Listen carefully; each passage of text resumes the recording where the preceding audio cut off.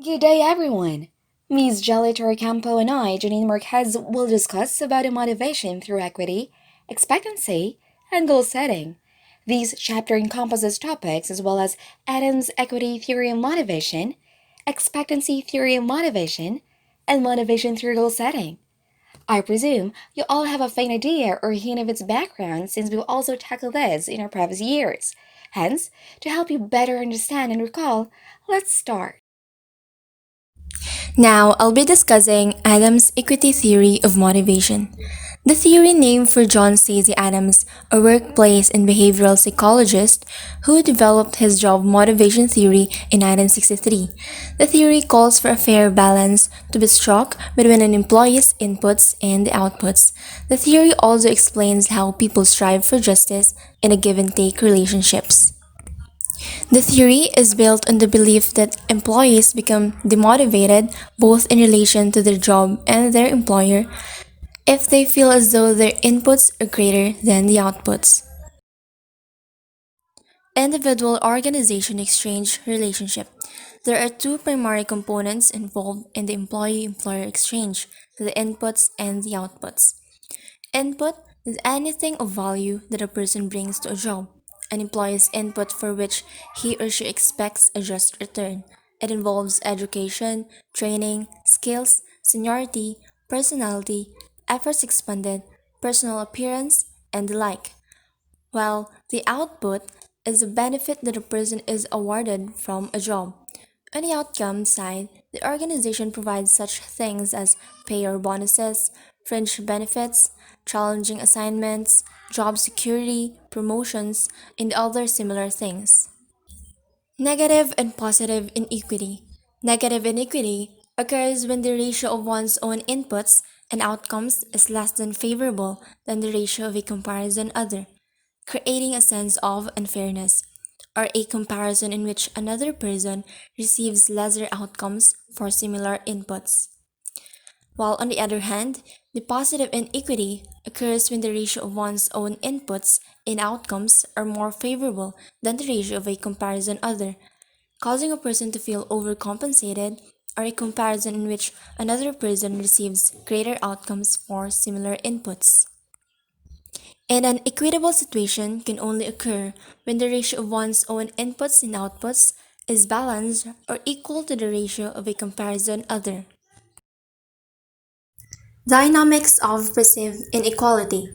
People have varying sensitivities to perceived equity and inequity. According to Adams, when an individual experiences tension due to perceived inequity, they will work to reduce the tension, and when the tension becomes greater, the more effort they will put into reducing it. There are two main processes an individual can use to restore equity: behavioral processes and cognitive processes. The behavioral processes involve changing an individual's input or outcomes. These behaviors can be positive, such as being more productive at work, or negative, such as decreased productivity at work. Behavioral ways to reduce inequity are dependent on whether the individual perceives the inequity as under-reward or over-reward. If they feel under-rewarded, they will decrease their inputs. If they feel over-rewarded, they will increase their inputs. The other one is the cognitive processes. It involves developing justifications for the inequity to make it seem equitable, like distorting perceptions of inputs and outcomes, changing the comparative order, or any other method that attempts to reframe the perception of the situation. In some ways, cognitive processes can require less effort than behavioral processes. However, they can also be more difficult to accomplish due to the necessity of distorting one's own perceptions. So, what is expectancy theory of motivation? Expectancy theory of motivation states that the intensity of a tendency to perform in a particular manner is dependent on the intensity of an expectation that the performance will be followed by a definite outcome and on the appeal of the outcome to the individual. The expectancy theory was proposed by Victor Room of Yale School of Management in 1964. It also states that employees' motivation is an outcome of how much an individual wants a reward or the valence. The assessment that the likelihood that the effort will lead to expected performance or the expectancy, and the belief that the performance will lead to reward or instrumentality. So here are the beliefs in which a theory is based upon. Valence. Valence refers to the emotional orientations people hold with respect to outcomes or the rewards. In here, management must discover what employees value. Expectancy. Employees have different expectations and levels of confidence about what they are capable of doing. Management must discover what resources, training, or supervision employees need. And instrumentality. The perception of employees as to whether they will actually get what they desire even if it has been promised by a manager. Management must ensure that promises of rewards are fulfilled and that employees are aware of that. Potter and Lawler's extension. Lyman Potter and Edward Lawler came up with a comprehensive theory of motivation, combining the various aspects that we have so far been discussing and using two additional variables in their model. They concluded that an individual's motivation to complete a task is affected by the reward they expect to receive for completing the task. They actually used Victor Ream's expectancy theory as a foundation to develop their expectancy model. Porter and Lawler categorized the reward as intrinsic and extrinsic.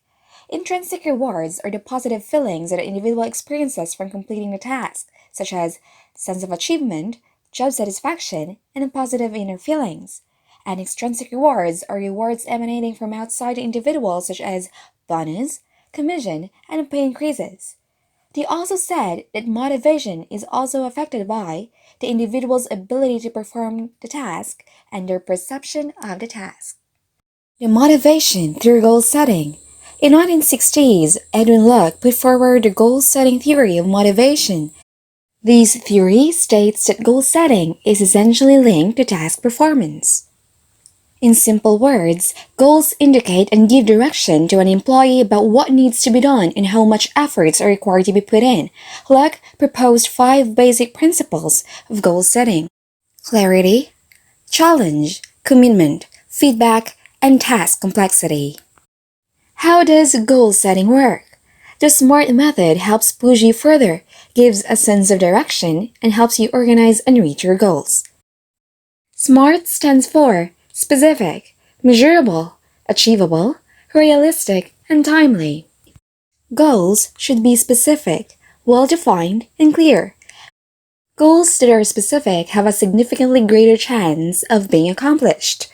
To make a goal specific, the 5 W questions must be considered: the who, what, where, when, and why. Second, a goal must be measurable. To make a goal measurable, ask yourself, how many or how much? How do I know if I have reached my goal? What is my indicator of progress? Keeping track through measurement helps to give you a sense of where you currently find yourself in relation to your goal and where you are heading next. Third, goals must be achievable. These will help you figure out ways you can realize that goal and work towards it. The achievability of the goal should be stretched to make you feel challenged, but defined well enough that you can actually achieve it. Fourth, a goal must be realistic in that the goal can be realistically achieved given the available resources and time. A goal is realistic if you believe it can be accomplished. Fifth, a SMART goal must be time-bound in that it has a start and finish date. If the goal is not time-constrained, there will be no sense of urgency and, therefore, less motivation to achieve the goal. Now we'll be talking about goal commitment. What is goal commitment? It is a long-standing variable in the literature on organizational behavior and motivation. A central postulate in goal-setting theory is that specific, difficult, but attainable goals improve performance. However, this is only true if individuals are committed to achieving these goals. From the outset, goal-setting theory recognized goal commitment as a key mediating variable in the relationship between setting objectives and performance before going on to specifically examine its role. Klein et al. Recently developed a clarified and generalized concept of commitment, which can be applied to any type of commitment. According to these authors, commitment is a volitional psychological bond reflecting dedication to a responsibility for a particular target. Based on this definition and on the literature, Klein et al. Built a model describing the effects and the determinants of commitment. The latter include characteristics of the individual involved and of the target, as well as a number of interpersonal, social, and organizational factors such as human resources practices. This model suggests the commitment will be stronger if the objective is salient, viewed positively, perceived as attainable, and if it exists in an environment of trust.